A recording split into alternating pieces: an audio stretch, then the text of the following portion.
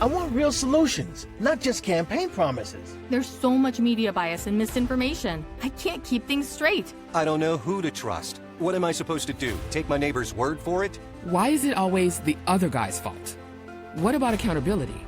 I'm split on issues, stuck between parties. What do I do now?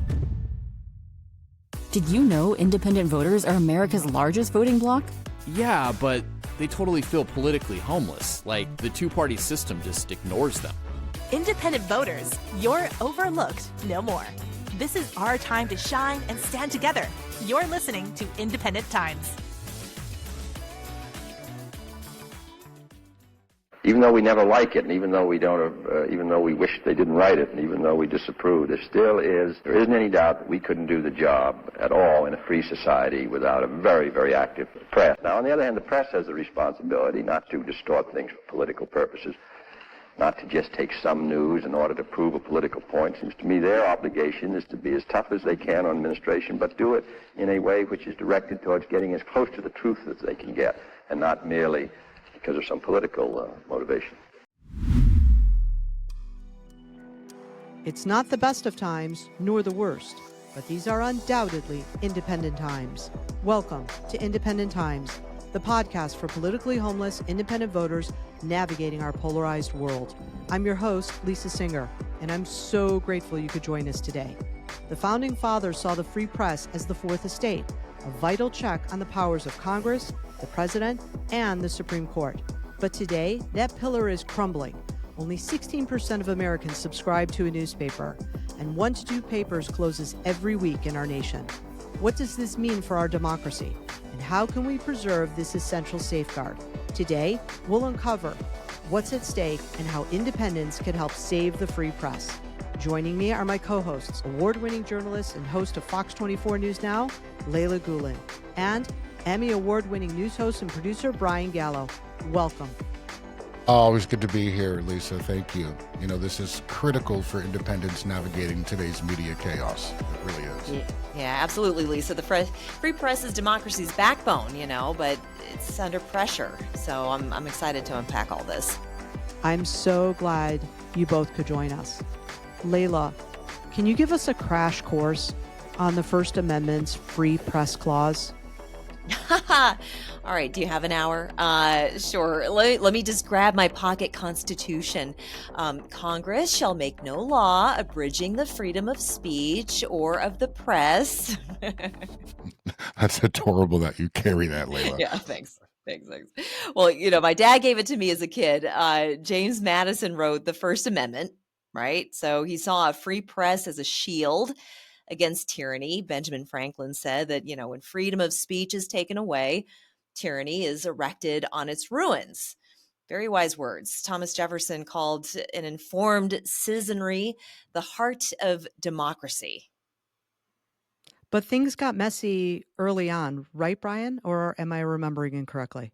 No, you know what you're doing. I mean, the press has never been perfect, right? Take Jefferson, right? He loved it until 1802 when the Richmond Recorder exposed his affair with Sally Hemings, an enslaved woman at Monticello, and claimed he fathered her kids. Federalist papers pounced, right? Printing cartoons to smear him. Jefferson called the newspapers polluted, saying nothing can now be believed in them. That scandal split the press into partisan camps, which still resonate today. It's ironic that Jefferson was a champion of the free press, but when his own bad behavior was exposed, he was suddenly willing to burn it all down. And that love-hate relationship between politicians and the press never really went away. Here's a quick montage of the battle through the years. FDR's method, one of his chief methods, was to bypass the media, which he attacked. The print media of his day was generally against him. He attacked the print media for printing fake news, misleading information. He would talk to reporters. He'd say, I like you guys, but I know you're told what to write. Right? So there was that kind of aspect, the parallel.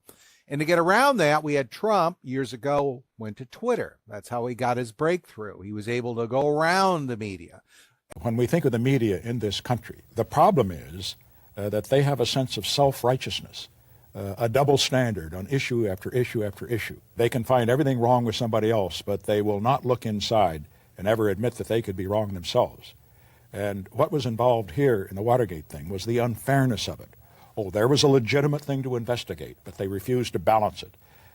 They allowed their advocacy to get ahead of their reporting, which is their job to do. Keep up the attack on the media.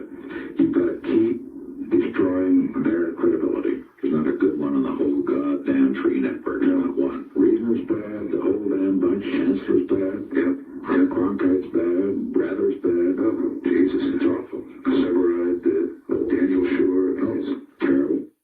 Nixon's strategy of casting the press as an enemy didn't die with the end of his presidency. Conservative leaders and groups nourished the belief that the press is a powerful and dangerous institution that can't be trusted. To have a country, you need borders, you need fair elections, and I'll tell you the other thing you need is you need a free and fair press. When the media lies to people, I will never, ever let them get away with it. I will do whatever I can that they don't get away with it.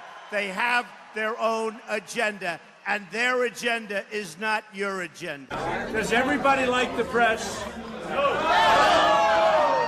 They can make anything bad because they are the fake, disgusting news. That clip really shows the battle in action. It's that constant struggle, that constant tug of war between those in power and those in the free press trying to hold them accountable. Leyla, earlier you said the free press is democracy's backbone, and for independents trying to cut through the spin, that's everything to them. What are some of the most powerful examples you can think of that show why a free press is the only way we can avoid only hearing the government's version of events?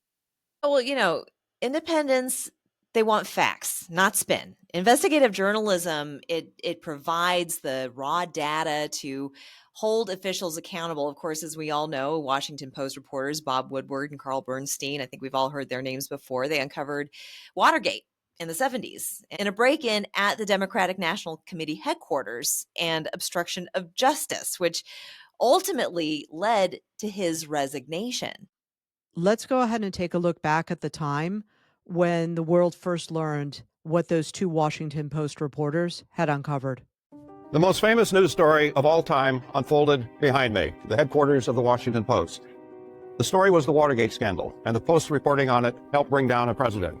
The Post's Watergate coverage illustrates the press at its best, pursuing its watchdog role under the First Amendment, carrying out its duty to keep an eye on those in power, and to reporting when they engage in wrongdoing. On June 17, 1972, there was a break-in at the Democratic National Committee's headquarters in the Watergate office complex. This was the start of what would be the political crime of the century. Richard Nixon is obstructing justice from the beginning, but what would be known as the smoking gun was when he approves a plan to use the CIA to blunt an FBI investigation into the money that the burglars had. Woodward and Bernstein had scores of sources, but there was one source that was special. A guy really high up. He was known as Deep Throat. We would learn years later that Deep Throat was Mark Felt, number 2 at the FBI. Deep Throat made it clear that the money was important, that there was a trail to follow. Supposedly he's got a lawyer with $25,000 in a brown paper bag. Follow the money. Just follow the money. This now establishes an undeniable connection between the committee for Nixon's re-election and the burglars. ABC News has projected that Richard Nixon has in fact been re-elected to the presidency to a second term. So the question now, I suppose, is how big will Mr. Nixon win? It was a giant landslide. There was virtually no reaction to the stories we did. And it was a way of saying, Watergate? Who cares? And whatever happened to Watergate? I don't know. Apparently nothing. Eventually, the Post reporting convinced Congress that there was something to the story, and Congress began its investigation. The central question at this point is simply put, what did the president know, and when did he know it? And if he had lowered the boom, why, the thing would have been exposed. I don't think there's any doubt about it. And the American people would have learned about it. They would have learned about it. And it might have affected the votes of the American people. It's quite conceivable. Yes. That the House of Representatives adopt articles calling for the impeachment of Richard M. Nixon. Therefore, I shall resign the presidency effective at noon tomorrow.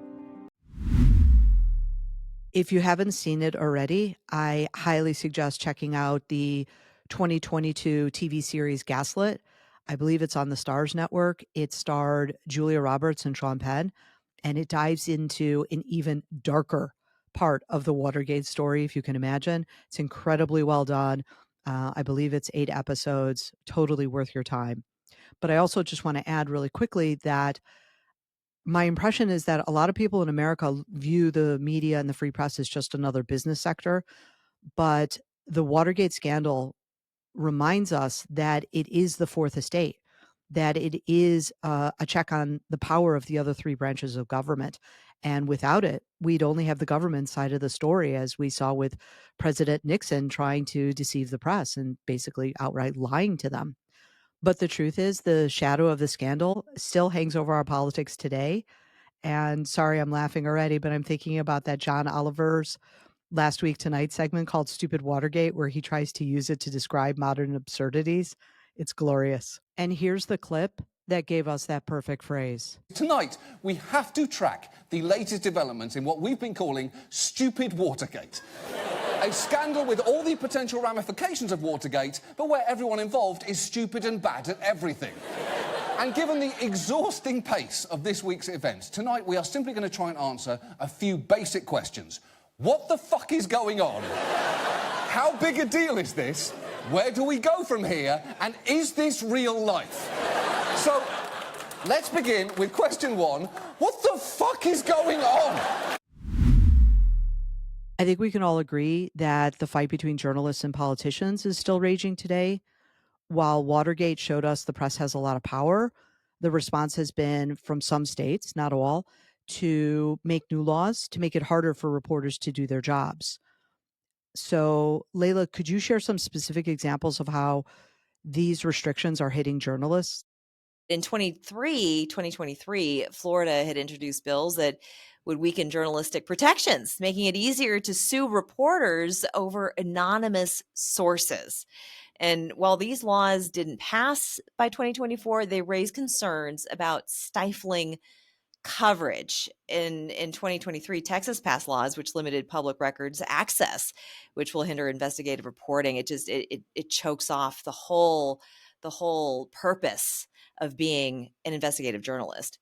Let's have a listen to how Florida and Texas local news are reporting on these new information restrictions. Well, 2 bills moving through the Florida legislature aim to make it easier to sue journalists for defamation, but it's likely more than just reporters who would be impacted. Our Aaron Partisan explains. This is House Bill 991. Supporters say it's meant to hold journalists accountable. This bill could be entitled Journalism 101.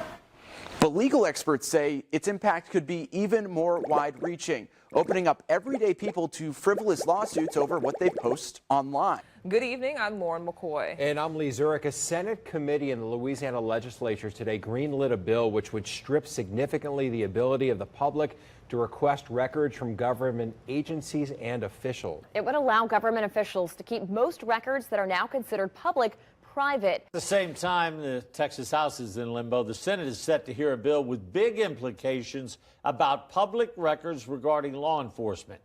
SB 14 would create a confidential department file for every police officer, jailer, or constable in Texas.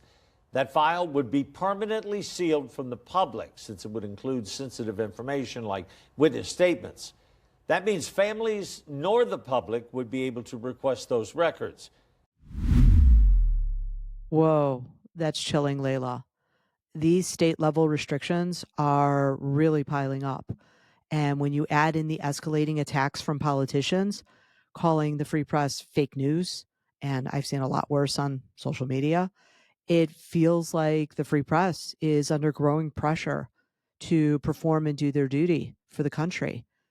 So to understand how we got here, I think we should take a moment to look back at the historical laws that have been passed that did limit the press over time. So, Bryan, what are some of the key laws which limited the free press that are still on the books that we should know about? It's a good question. You probably know this offhand, but remember, the first law to limit the free press was the Sedition Act of 1798. It targeted newspapers critical of President Adams, right? That federal law expired, but exposed the press's vulnerability early on in our country. Then we have the Espionage and Sedition Acts of 1918, passed under Democratic President Wilson.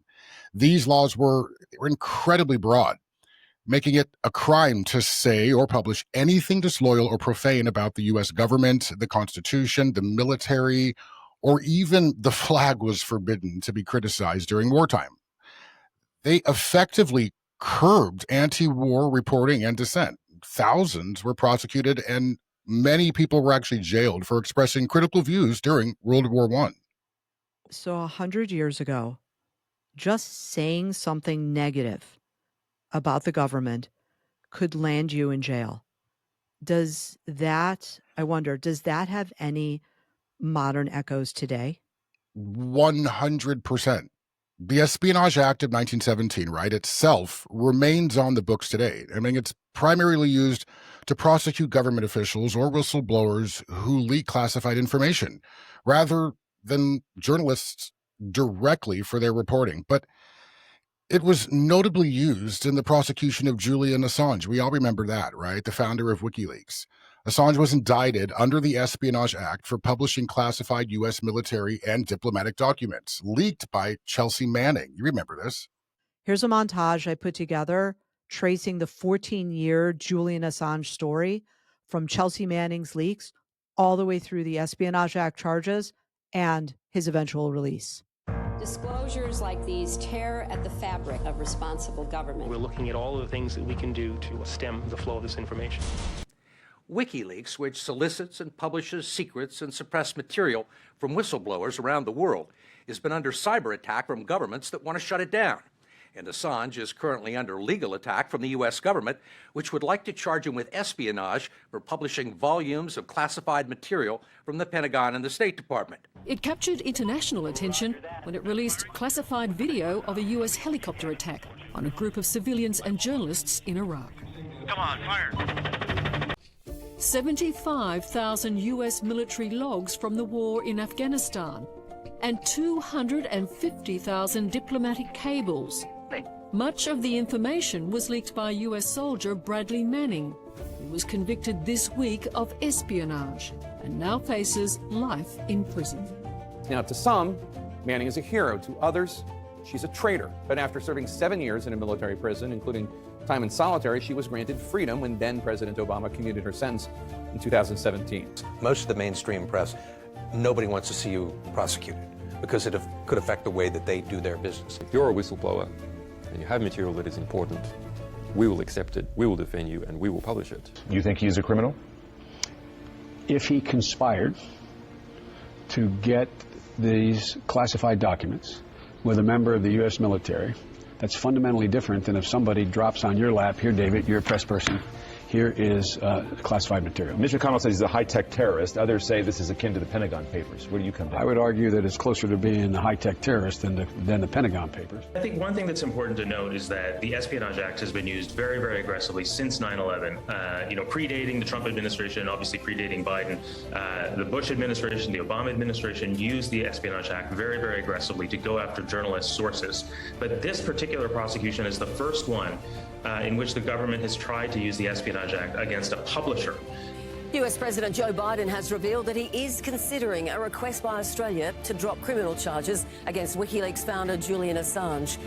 I eventually chose freedom over unrealizable justice. After being detained for years and facing a 175-year sentence, I pled guilty to obtaining information from a source, and I pled guilty to informing the public what that information was. But like many journalists believe that Assange's case sets a dangerous precedent for journalists on what could happen if they publish classified information provided by a whistleblower. You know what I mean? I definitely know what you mean, but I mean, I think we can all agree it's a very difficult balance to strike. And we definitely need national security. This is a big, dangerous world. But we also need to make sure that those in power in the military, for example, are not breaking the law either. And journalists need to access that information. Leyla, what protections do journalists have? And I understand that the Assange case complicates this question. Yeah, it does.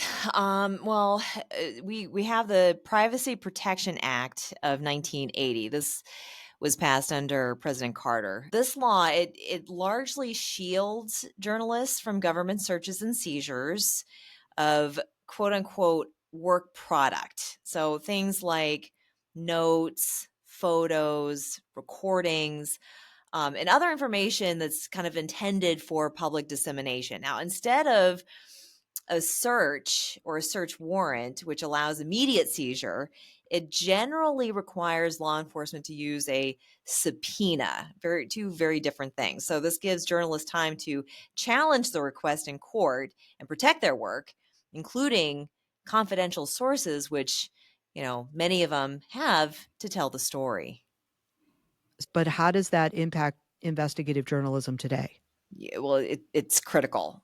Without it, law enforcement could easily seize a journalist's notes. Can you imagine? They can seize a journalist's notes, confidential sources, drafts of stories. This would totally cripple their ability to investigate sensitive topics or to protect whistleblowers, which is also incredibly important. So imagine a journalist investigating a corrupt police department. Well, if their notes could be easily seized, then anonymous sources would completely dry up, or maybe even worse, God forbid. But it's got exceptions. For example, if a journalist is suspected of, say, committing a crime, or if there's an immediate threat to life, then journalists should not publish the story, obviously. Overall, this act, it helps ensure that reporting can happen without undue government interference. So that's something that independents who want accountability should absolutely care about. But then the journalists are risking a lot because they have to expose that corruption. That corruption has to come to light in the government, in the military, in the business sector. But again, the 1980 Privacy Protection Act only goes so far, and it's expensive to fight, if you're going to get sued, let's say by the President of the United States. And today there seems to be an explosion of independent media outlets, and this could really cripple them. Not everybody has the money of the Washington Post or the New York Times. Yeah. So speaking of the courts and the law, what about the Supreme Court cases to protect journalism? There has to be other protections for them. Bryan, what are the key Supreme Court cases to protect journalism? Well, two landmark Supreme Court cases are critical for understanding today's media lawsuits, right? And as they're often referenced in headlines about like press freedom. But first, New York Times versus United States. The court in 1971 ruled that the Nixon administration could not block the New York Times and the Washington Post from publishing the Pentagon Papers, which were classified documents revealing the Vietnam War's mismanagement. That was a very complicated and painful period in America. So to fill in that part of history, let's take a look back at Daniel Ellsberg, the man who leaked the Pentagon Papers, on why he risked everything. There had been a leak, and a top secret U.S. government document was now being trumpeted as a headline on the front page of the New York Times. Daniel Ellsberg was the leak. In fact, more like a flash flood. Ellsberg had given the New York Times a 7,000-page report that became known as the Pentagon Papers. The Pentagon Papers was a multi-volume work by individuals in the Department of Defense that would tell the story of how decisions were made, who made them, to navigate the war in Vietnam. A history of all that the U.S. had done right and all that the U.S. had done wrong, with the benefit of hindsight. The Pentagon Papers revealed that the American people had been lied to in a variety of very significant ways that had manipulated them into being more sympathetic to our role in Vietnam than they might have been had they known the truth. The position of the Nixon administration was that they were betraying the freedom of the press. And freedom of the press is not the freedom to destroy the integrity of the government. After only 3 days of articles, the Nixon administration convinced the courts to stop the Times from publishing any more installments. Across the country, newspapers began publishing what the Times and the Post couldn't, as the Times and the Post headed to the Supreme Court. On June 30th, 1971, the Supreme Court ruled that the government could not prevent newspapers from publishing the Pentagon Papers. The majority told the government that even in wartime, it could not stop the press from publishing unless it really jeopardized lives or the nation's security. Freedom of speech and freedom of the press are the priority, even during wartime. Those papers contradicted public statements by the government. This decision alone strengthened the press's role in exposing critical truths, ensuring the public's right to know. And then second, New York Times versus Sullivan. This ruling protects journalists from frivolous lawsuits, allowing them to criticize public figures without fear of retaliation. Let's review what led up to the moment the Supreme Court announced the actual Malice standard that still protects journalists today. I put together a montage of the long history, which I don't think most people are aware of its connection to the civil rights movement. In 1960, Martin Luther King Jr. faced felony charges in the midst of the civil rights movement. Faced down with a lengthy prison sentence, a full-page ad was taken out in the New York Times to raise money for his defense fund. The Times was sued for defamation and soon found themselves involved in a landmark Supreme Court case. The lawsuit against the Times was brought by Montgomery Police Commissioner Sullivan following the ad that criticized his mistreatment of civil rights protesters. The ad contained minor inaccuracies, like the number of times King had been arrested. While he was not named in the ad, Sullivan said that he was defamed since he oversaw the police in Montgomery. The New York Times initially lost the case, but appealed the verdict all the way to the Supreme Court. By the time the New York Times versus Sullivan reached the Supreme Court in January 1964, public officials across the South were suing and suing and suing newspapers, television, and radio stations for libel over honest mistakes and the slightest inaccuracies to make them pay, covering the civil rights movement. And even if the stories themselves didn't in fact contain false or defamatory statements, Southern juries, understanding what was going on, were finding the defendants liable and awarding huge damage awards. And the goal of this strategy was to deter newspapers from writing stories about the civil rights movement, and therefore preventing the nation from actually knowing what was going on. But on March 9th, 1964, the Supreme Court ruled unanimously in favor of the New York Times. The decision was written by Justice William Brennan. Justice Brennan acknowledged that the ad in the Times contained errors, but ruled that this was not enough to prove libel. Mistakes were inevitable in a free and open debate. In order to prove libel, Brennan wrote, "You must prove actual malice." Actual malice. Actual malice is remarkable protection for individuals who want to write something critical about government. Following the decision, newspapers were able to report the events of the civil rights era with less restrictions. The case had immediate and long-term effects for public figures and the press in the United States. But I just want to talk for a minute on New York Times versus Sullivan. I think people should be able to write anything that they want about me, and I don't think that I should be able to sue them for libel. So journalists need both protections to publish hard truths, but to be protected from frivolous and expensive lawsuits. Both are vital, but Sullivan faces challenges, okay? With some justices and Mr. Trump allies, they're pushing to weaken it. President Trump has repeatedly called for opening up libel laws to sue media more easily. He said it over and over on the campaign trail. Here's just one of those times. On a separate front, we are going to take a strong look at our country's libel laws so that when somebody says something that is false and defamatory about someone, that person will have meaningful recourse in our courts. Our current libel laws are a sham and a disgrace and do not represent American values or American fairness. So we're going to take a strong look at that. We want fairness. You can't say things that are false, knowingly false, and be able to smile as money pours into your bank account. Well, I definitely will be looking out for references that I see to the New York Times versus Sullivan case, because it sounds like it might be under threat, and the scope of those protections might one day soon be limited by the Supreme Court. So we'll see. We will definitely watch that space. Bryan, Leyla, thank you. Thank you so much, Lisa. Yeah, thank you, Lisa. Always a pleasure. We're going to close today with our independent hero of the week, the American Journalism Project. In an age where so many local newsrooms are struggling, the American Journalism Project invests in nonprofit news organizations, providing them with the much-needed business support, training, and resources they need to become sustainable. To learn more about their work, you can visit their website at theajp.org. Here's a note from their CEO, Sarah Beth Berman. We are currently living through a local news crisis in this country. Thousands of communities do not have the information that they need to live their lives, to hold the power to account, to connect with their neighbors. Frankly, local news is in crisis.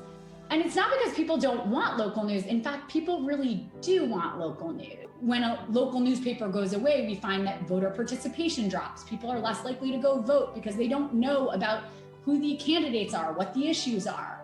The data has shown that when a local newspaper goes away, voting patterns become much more polarized. Government waste increases. Reporters are not showing up and holding government lawmakers accountable. I lead the American Journalism Project, which is dedicated to building newsrooms in precisely the spirit of Wisconsin Watch, which I'm proud to say is one of our partners. A thrilling new generation of nonprofit local news organizations are changing the way we sustain community journalism in this country. We think local news should be regarded like any civic good, our museums, our libraries, and the other institutions that weave society together. In just the last 4 years, we've helped build or grow over 40 nonprofit news organizations across 32 states, all of them online, like Montana Free Press and Vermont Digger and El Paso Matters and Mirror Indy and Signal Akron, both of which launched this week, and the 2023 Pulitzer Prize-winning Mississippi Today. What a fantastic discussion today. Thank you, Bryan and Leyla. Thank you to our listeners for joining our community at Independent Times, where politically homeless voters like you find clarity in a polarized world. You're not alone in this journey. Next time, we'll dive into a challenge we all face, navigating today's media landscape when trust is at a record low. We'll explore the real-world consequences of that low trust, and more importantly, what you can do about it to find truth for yourself. You won't want to miss it. Until then, please take a moment to follow, like, subscribe, share, and keep charting your own path.